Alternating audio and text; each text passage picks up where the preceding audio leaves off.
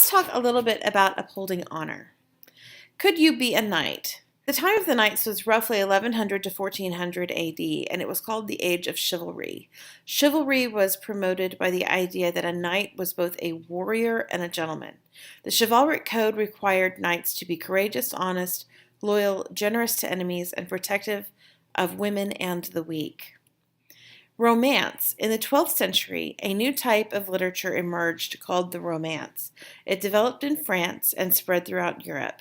The main purpose of romance was to recount heroic deeds of knights and to celebrate their chivalric deeds.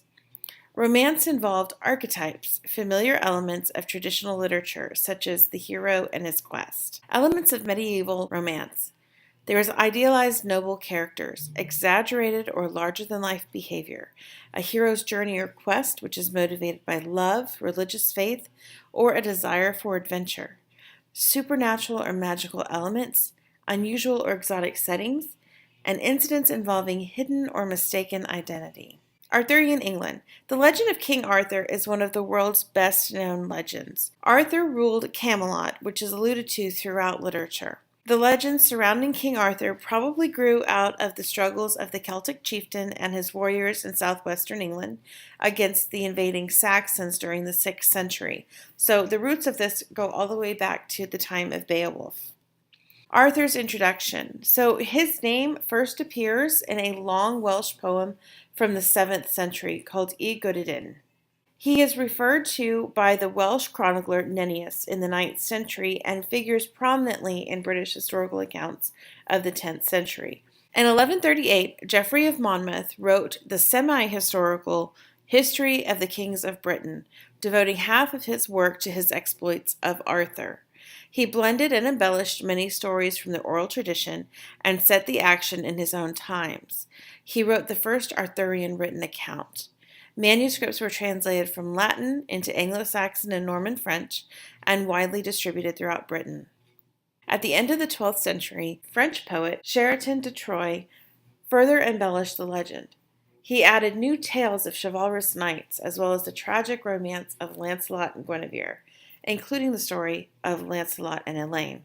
A decade later, Robin de Boron reintroduced the theme of the Holy Grail from the early Celtic folklore, and the stories took on more Christian overtones. De Baron introduced Galahad, Lancelot and Elaine's son, who became the perfect knight. The Vulgate cycle of literature. In the early 13th century, from about 1215 to 35, a group of anonymous French authors produced 5 immensely long prose romances, which modern scholars refer to collectively as the Vulgate cycle. The cycle vastly expands, multiplies, and complicates material from earlier verse romances, so you do find discrepancies and contradictions within the stories of Arthur. The Vulgate cycle is the main source of Sir Thomas Malory's romances, which he often referred to as the French book, and which William Caxton first printed under the title Morte d'Arthur. Although certain pagan elements remained, King Arthur had come to embody the ideal Christian knight. In the 15th century, Sir Thomas Malory reworked the collection of the tales into a long, unified epic entitled Le Morte d'Arthur. Written in English prose rather than Latin, Malory's work became the definitive version of the story of King Arthur. So back to who was the real King Arthur. Nennius, a Welsh monk writing in the late 8th century, compiled a history that describes a Dux Bellorum, a warlord called Arthur, who led the Britons in 12 battles against the Saxons some 300 years earlier. The ancient histories of Wales date one of Arthur's battles, the Battle of Mountbatten, to the year 518. But the description of that battle by Gildas, a chronicler writing less than 30 years after the event, makes no mention of Arthur. It's likely that the King Arthur handed down to the Middle Ages was largely a literary figure, echoing mythological traditions from the Celtic Britain.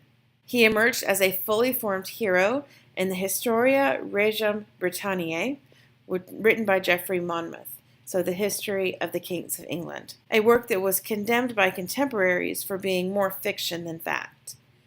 Geoffrey's History of the Kings of Britain tells of Arthur becoming king at the age of 15 and conquering Scotland, Orkney, Ireland, and Iceland. He introduces other elements to the legend too, including Merlin, the powerful wizard, the beautiful Guanhumara, who becomes Guinevere, and the magical sword Caliburn, which becomes Excalibur.